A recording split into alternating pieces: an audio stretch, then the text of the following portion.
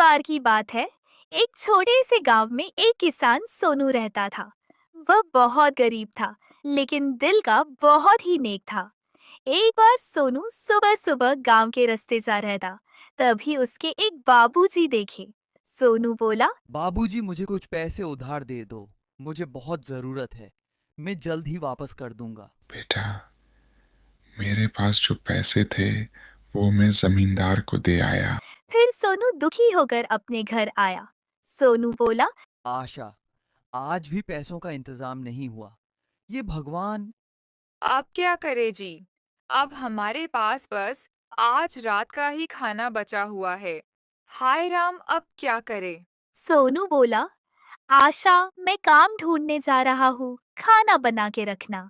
फिर सोनू खेत और जंगल के रास्ते दूसरे गांव काम ढूंढने निकल पड़ा।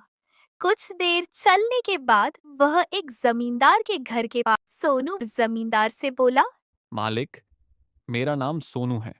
मैं दूसरे गांव से आया हूँ। मुझे काम की बहुत ज़रूरत है। मुझे काम देने की कृपा करें। सोनू, तुम्हें देखकर मुझे लग रहा है कि तुम्हें सच में पैसों की जरूरत है। ठीक है सोनू, कल से मेरे खेत में काम करने आ जाना। सोनू खुश होकर अपने घर की तरफ चल दिया। चलते चलते शाम हो गई। सोनू मन ही मन बहुत खुश था। वह घर पहुंचकर आशा से बोला, अरे आशा, सुनती हो, मुझे काम मिल गया है। मैं कल से काम में जाऊंगा, मेरे लिए खाना बना देना। आशा ने कहा।